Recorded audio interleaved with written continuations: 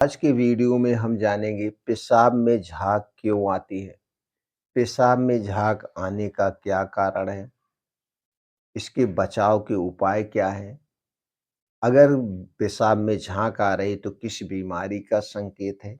इसके लिए हमें कौन-सी जाँच करानी चाहिए?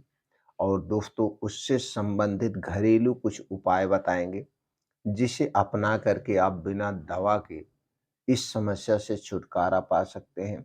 तो दोस्तों चलिए सबसे पहले हम ये जानते हैं, पेशाब में झाग या बदबू आना कई गंभीर बीमारी को ओर इशारा करता है। दोस्तों अगर आपको इस तरह के संकेत दिख रहे हैं, तो ऐसी स्थिति में अपनी कुछ जाँचें हमें कराना चाहिए। चलिए जाँच कौन-सी होती है? जैसे दोस्तों यूरिन टेस्ट होता है।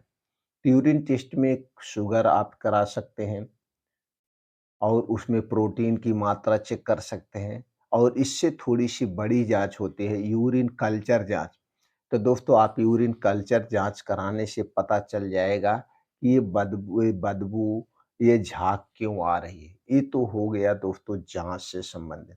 अब चलिए जानते हैं इसके पीछे का कारण क्या है, कारण क्यों आता है। एक तो दोस्तों जिस दिन आप पानी कम पीते हैं, पानी कम पीने के कारण भी पेशाब में बदबू आ सकती है। और पेशाब में झाग बन सकती है या पेशाब में जलन हो सकती है। दूसरा है यूरिक इन्फेक्शन, यूरिनरी कोई इन्फेक्शन है अंदर आपके प्रोस्टेट में, किडनी में या आपके पेट में तो भी पेशाब में झाग आएगी, बदबू आएगी। अगला कारण है पेशाब में पस आना, यूरिक एसिड का बढ़ना, डायबिटीज या लिकोरिया भी हो सकता है। इन कारणों से भी पेशाब में झाग आती है। इनमें से कुछ भी अगर आपके शरीर में बीमारी है, तो पहले उस बीमारी की जाँच कराइए, उससे संबंधित डॉक्टर से संपर्क करिए। ये हो गया दोस्तों। तो इससे संबंध है, अगर लिकोरिया है तो लिकोरिया का इलाज कराना है, डायबिटीज़ है तो डायबिटीज़ का इलाज कराना है। अगर यूरिक एसिड बढ़ा हुआ है तो आप यूरिक एसिड को कंट्रोल करेंगे, तो जो पेशाब में झाग आ रही है, बदबू आ रही, अपने आप दूर हो जाएगी। अब चलिए इसके बचाव के कुछ तरीके जानते हैं। दोस्तों सबसे पहले आप पानी की मात्रा को बढ़ा दीजिए, पानी पीना शुरू कर दीजिए। तो दोस्तों 1 दिन में चाहे गर्मी हो, चाहे ठंडी हो, हमें 2 लीटर तक तो 2 से ढाई लीटर तक तो पानी पीना ही चाहिए। लेकिन गर ठंडी के दिनों में कुछ लोग दिन भर में 1 भी लीटर नहीं पीते हैं, बस खाते समय पी लेते हैं, तो ऐसा नहीं करना है। अगर गर्मी का सीज़न है तो ये मात्रा दुगुना तक चली जाती है। अगर आप कोई शारीरिक काम कर रहे हैं, अगर आप एसी में हैं तो ठीक है, अगर आप एसी में नहीं हैं, कुछ ऐसा परिश्रम वाला काम कर रहे हैं तो दोस्तों इतने पसीने निकल जाते हैं, तो ये 2 ढाई के बजाय 4-5 लीटर हो जाता है। तो ये उसके ऊपर डिपेंड करता है। दूसरी चीज़ है दोस्तों अपने खाने में हरी साग-सब्जियों का सेवन बढ़ा दीजिए। हरी साग-सब्जियों को खूब खाइए। हरी साग-सब्जियाँ दोस्तों हमारे अंदर के जो ऑर्गन हैं उन्हें डिटॉक्सिफ़ाई करने का काम करती हैं और उसमें कुछ ऐसे पोषक तत्व पाए जाते हैं जो हमारी बीमारियों को दोस्तों रोग मुक्त रखते हैं। लेकिन ये हरी साग-सब्जियाँ हमें मौसम के हिसाब से खाना चाहिए। जिस मौसम में जो सब्जियाँ पाई जाती हैं, उन्हीं सब्जियों का सेवन करना चाहिए। स्टोर की गई और दोस्तों इम्पोर्ट की गई सब्जियों का सेवन नहीं करना चाहिए। मौसमी सब्जियाँ और मौसमी फलों का सेवन करना चाहिए। इससे हम दोस्तों स्वस्थ और निरोग रहेंगे। ऊपर से हमें सिर्फ़ गेहूँ की रोटी ही नहीं खाना चाहिए। हमें दोस्तों मोटे अनाज का भी सेवन करना चाहिए। मोटे अनाज की बात करें तो दोस्तों जैसे जौ, रागी, ज्वार, बाजरा, चने की भी रोटी हमें खाना चाहिए, सिर्फ़ हमें गेहूँ की रोटी नहीं खाना चाहिए। अब इसके साथ-साथ आपको कुछ सावधानियाँ बरतना पड़ेगा, कुछ परहेज़ करना पड़ेगा। परहेज़ में दोस्तों बाहर की तली भुनी हुई कोई भी चीज़ नहीं खाइए, बाहर की बनी हुई कोई भी चीज़ हमें नहीं खाना, चाहे मिठाइयाँ हुआ, चाहे नमकीन हुआ, ब्रेड हुआ, टोस्ट हुआ, ये सारी चीज़ें चीनी से बनाई जाती, मैदे से बनाई जाती हैं।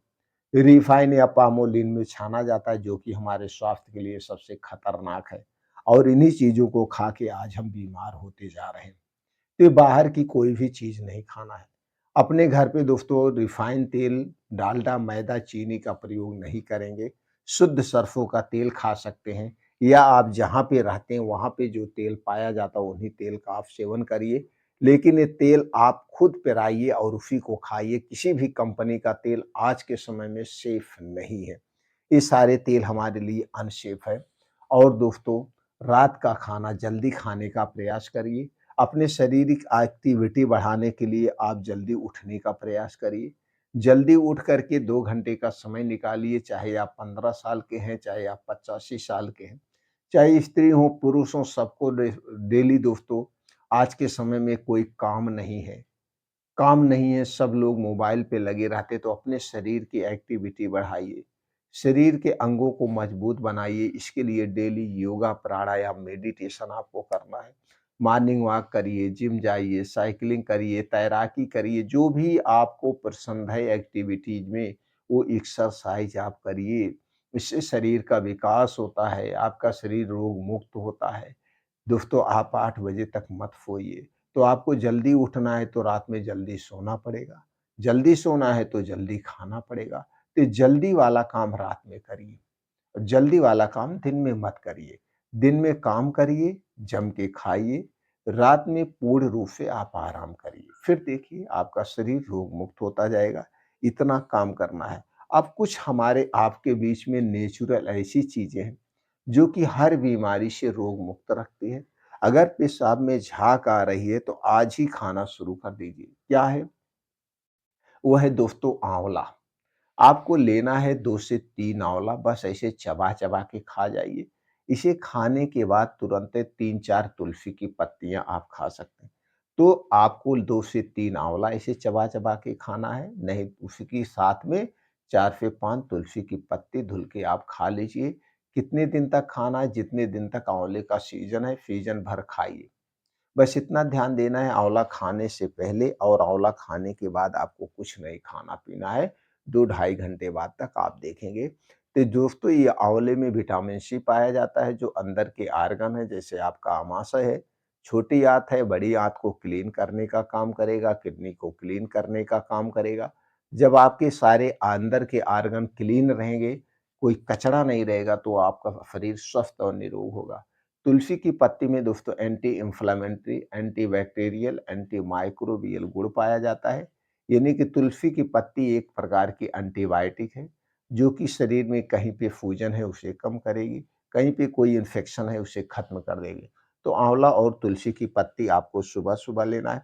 दोपहर में आपको चाहिए दोस्तों, दोपहर के खाना खाने के बाद आपके घर की बनी हुई दही चाहिए 1 कटोरी। 1 कटोरी दही घर की होनी चाहिए और घर के दूधों से बनाई गई हो। तो घर के दूधों से दही जब भी बनाना, मिट्टी के बर्तन में ही जमाना, और दही का सेवन जब भी करना, मिट्टी के बर्तन या काँच के बर्तन में ही करना। तो 1 कटोरी दही में आप चाहें तो गुड़ मिला सकते हैं या भुना हुआ जीरा। दोनों में से कोई एक चीज़ मिला सकते हैं। नहीं तो दोस्तों, अगर आपके शरीर में कैल्शियम की कमी है और हड्डियों को मजबूत बनाना चाहते हैं, तो उसी में ये गेहूँ के बराबर चूना मिला के खा सकते हैं। लेकिन चूना उन्हें नहीं खाना है, जिसको किडनी से संबंधित कभी समस्या हुई है या किडनी से संबंधित समस्या है, तो दोस्तों सीधे तौर पे आप जीरा या फिर गुड़ मिला सकते हैं। और दिन में दोस्तों आपको एक चूर्ण मार्केट में मिलेगा, ले सकते हैं, जिसे अभिपत्तिकर चूर्ण कहा जाता है। तो अभिपत्तिकर चूर्ण ला कर के 1-1 चम्मच सुबह-शाम लीजिए। ये जो एसिड बनता है ज़्यादा से ज़्यादा, वो एसिड को कंट्रोल करेगा, गैस, कब्ज़, एसिडिटी को दूर करेगा। तो अभिपत्तिकर चूर्ण किसी अच्छी कंपनी के लेकर के 1-1 चम्मच सुबह-शाम खाना खाने के 1 घंटे के पहले या खाना खाने के डेढ़ घंटे के बाद आप ले सकते हैं। और दोस्तों, रात में आप खाना जल्दी खाएँगे तो रात 8 बजे तो 1 गिलास दूध चाहिए। रात के खाना खाने के 2 घंटे के बाद 1 गिलास दूध चाहिए। ये दूध आपके घर का होगा। पैकेट का दूध बिल्कुल नहीं चाहिए। अगर ये दूध गाय का दूध मिल गया तो अति उत्तम है। अब इसी 1 गिलास दूध को गैस पे चढ़ा कर के इसी में आपको डालना है हल्दी। दोस्तों, ये हल्दी जो है, ये एक प्रकार की एंटीबायोटिक है और इसी के साथ लेना है आपको हरी इलायची। 3 से 4 दाना हरी इलायची, 1 से 2 दाना काली मिर्च, 1 से 2 दाना काली मिर्च, आधा चम्मच हल्दी का पाउडर और हरी इलायची को खून करके उसमें डाल करके उस दूध को बढ़िया से उबाल देंगे।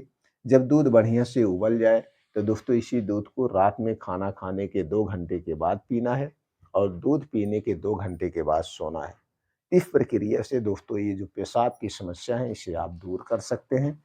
इसके साथ-साथ आपकी इम्यूनिटी भी स्ट्रॉन्ग होगी और बीमारी से आपका शरीर दूर रहेगा। क्योंकि हल्दी दोस्तों बड़ी ही गुणकारी है। कितने दिन तक करना है दोस्तों? 2 से 3 महीने आप कर लेंगे, हर एक समस्या से आपको छुटकारा मिल जाएगा।